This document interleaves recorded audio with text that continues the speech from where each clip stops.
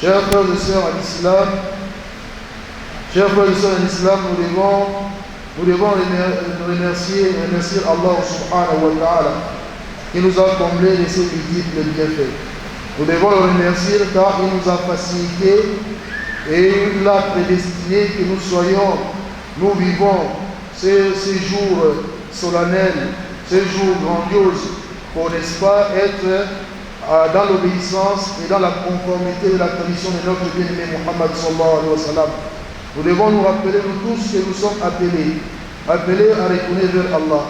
Le jour où ni l'argent, ni, n'est-ce pas, les enfants, ni le bien ne sera d'aucune utilité, si ce n'est que celui qui vient auprès d'Allah avec un cœur pur, un cœur rempli, n'est-ce pas, du monothéisme pur. Allah nous interpelle dans le Saint-Coran, il dit Ya ayyuhalladhina amanu, ô vous qui avez cru, craignez Allah, et chacun regarde ce qu'il a, n'est-ce pas, avancé pour demain, et craignez Allah, car Allah subhanahu wa ta'ala est parfaitement connaisseur de tout ce que vous, n'est-ce pas, vous œuvrez. Et Allah nous dit ne soyez pas comme ceux-là qui ont oublié Allah. Et Allah subhanahu wa ta'ala les a fait oublier leur propre personne. Et ceux-là sont des pervers. Toute personne qui sollicite le pouvoir, toute personne qui sollicite le bonheur, la vie heureuse, il n'a qu'à s'acramponner à la crainte d'Allah. Car la crainte d'Allah est, n'est-ce pas, la meilleure provision que l'être humain peut réserver pour ce bas monde et pour l'au-delà. Nous devons cultiver au quotidien la crainte d'Allah. Nous devons prendre la crainte d'Allah comme notre mentor, notre culture, notre souci primordial. Nous devons vivifier la crainte d'Allah dans nos maisons, dans nos familles et dans notre entourage, car la crainte d'Allah est une solution inéluctable, n'est-ce pas, pour le bonheur dans ce bas monde et, n'est-ce pas, pour l'apaisement, la tranquillité, en un mot, le bonheur dans ce bas monde, mais également pour l'accès au paradis. Allah nous interprète dans le Saint-Coran, il dit quiconque craint Allah subhanahu wa ta'ala, cependant il lui accorde une subsistance là où il s'attend le moins. Et quiconque craint Allah subhanahu wa ta'ala, cependant Allah lui facilite les choses. Et quiconque craint Allah, Allah va expier ses péchés et il va l'accorder une énorme récompense. Allah est grand. Allah est grand. Il n'y a pas de divinité à part Allah. Nous louons Allah subhanahu wa ta'ala.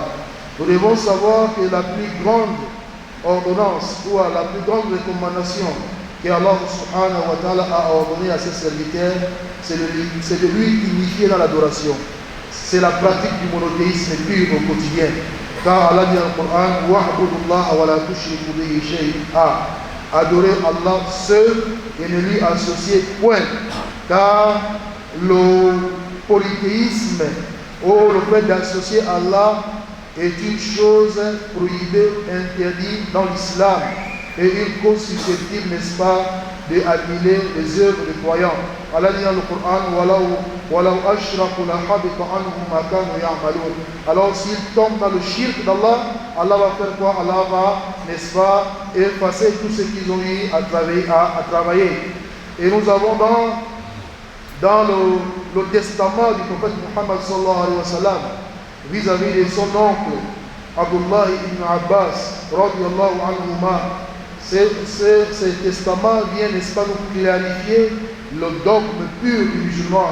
Il dit, s'adresser à son oncle, le prophète Muhammad sallallahu alayhi wa sallam, disant, il dit, oh mon oncle, si tu veux demander, demande à Allah. Si tu veux solliciter le secours, sollicite également le secours auprès d'Allah. Sache que si tout le monde entier se réunissait pour te faire du mal, ils ne pourront pas te faire du mal si ce n'est que ce qu'Allah a prescrit pour toi. Et si tout le monde entier se réunissait également pour te faire du bien, ils ne pourront pas te faire le bien si ce n'est que le bien qu'Allah a prescrit au préalable pour toi. Chers frères et sœurs en islam, nous devons donner le droit du prophète Muhammad sallallahu alayhi wa sallam. Nous devons aimer notre bien-aimé Muhammad sallallahu alayhi wa sallam. Et nous devons, n'est-ce pas, croire à tout ce qui nous a révélé. Et nous devons l'obéir dans tout ce qui nous a ordonné. Et nous devons nous écarter de tout ce qui nous a interdit. Et nous ne devons pas adorer Allah si ce n'est qu'en empruntant la voie tracée par le prophète Muhammad sallallahu alayhi wa sallam. Car Allah dit dans le Coran, قُلْ إِن كُنتُمْ تُحِبُّونَ اللَّهَ. Dit, si vous aimez vraiment Allah, alors suivez Muhammad sallallahu alayhi wa sallam. Allah va vous aimer et Allah va pardonner vos péchés. Il n'y a pas de puissance ni de force pour l'être humain, ni de solution durable si c'est seulement dans la mise en pratique, n'est-ce pas, de l'islam. Les musulmans dans notre Ummah doivent être unis. Doivent être unis dans l'adoration d'adorer Allah seul. Ils doivent être unis dans la manière de suivre le prophète Muhammad sallallahu alayhi wa sallam. Mais également ils doivent être unis dans la faisabilité des pratiques de l'islam, dans leur vision, car notre souci primordial, c'est d'adorer Allah. Notre souci primordial, c'est de transmettre le message de l'islam. Notre souci primordial, c'est de vivre un islam conforme au Coran et à la sunna du prophète Muhammad sallallahu alayhi wa sallam. Car Allah dit dans le Coran, que les croyants sont des frères.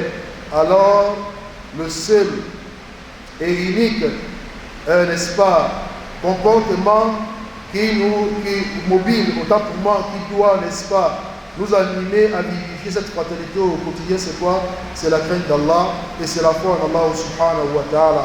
Nous devons mettre à côté toutes les causes susceptibles de nous amener à la division, toutes les causes susceptibles d'amener à la distinction, à la différence, et enfin, n'est-ce pas, de séparer les musulmans.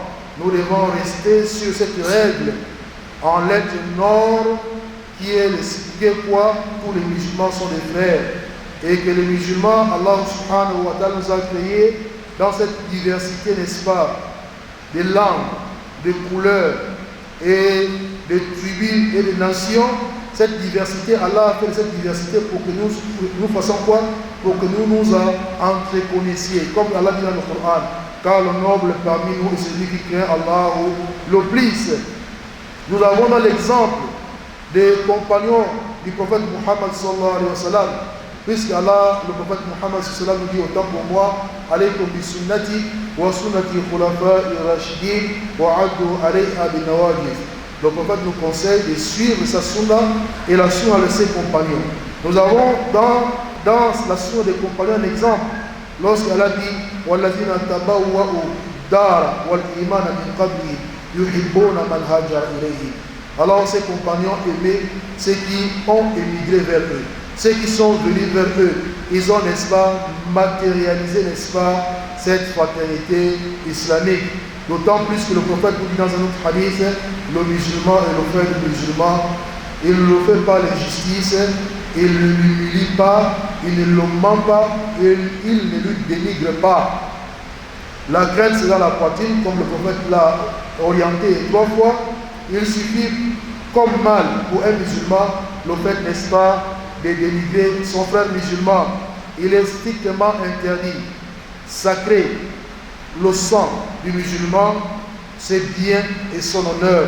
Nous devons nous écarter de toutes les causes de division, car la division est un mal sublime et la division est le chemin, n'est-ce pas, de Shaitan. Et Allah dit dans le Coran, nous ne devons pas être comme ceux-là qui ont divergé, qui ont divisé après que la vérité, n'est-ce pas, les a, n'est-ce pas, apparu. Mes chers frères et sœurs dans l'islam, nous devons savoir que cette fête de Eid al-Adha est une occasion. Et une occasion pour renouveler notre attachement envers Allah et d'approfondir notre compréhension des enseignements islamiques, d'approfondir nos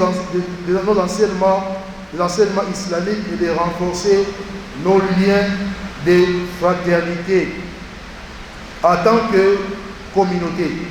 Renforcer nos liens de fraternité en tant que communauté. Cette célébration qui va nous amener à mettre en exergue, n'est-ce pas, l'ordre de notre Père, le Père du monothéisme, et notre Père Abraham, alayhi salam, lorsque Allah l'ordonna, n'est-ce pas, de sacrifier son Fils unique. Profitons de cette journée bénie pour tendre la main à ceux avec qui nous avons des désaccords à tous les niveaux, qu'il soit le niveau familial, communautaire, professionnel, pour engager des dialogues constructifs, pour chercher des solutions, n'est-ce pas, pacifiques dans nos différends. Celui qui fait la paix autour de lui, Allah va lui ouvrir les portes du paradis.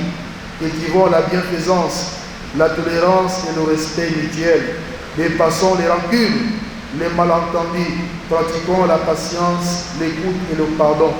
Et ne laissons pas les divisions nous éloigner de notre objectif commun, qui est de servir Allah et de suivre la sunna du prophète Muhammad sallallahu alayhi wa sallam en cherchant à connaître et à apprécier nos différends dans la paix et en travaillant pour le bien-être de la Ummah de Muhammad sallallahu alayhi wa sallam et pour l'humanité tout entière. Bonne fête de Eid al-Adha, qu'Allah accepte nos œuvres et qu'Allah nous bénisse. Wassalamu alaikum wa rahmatullah.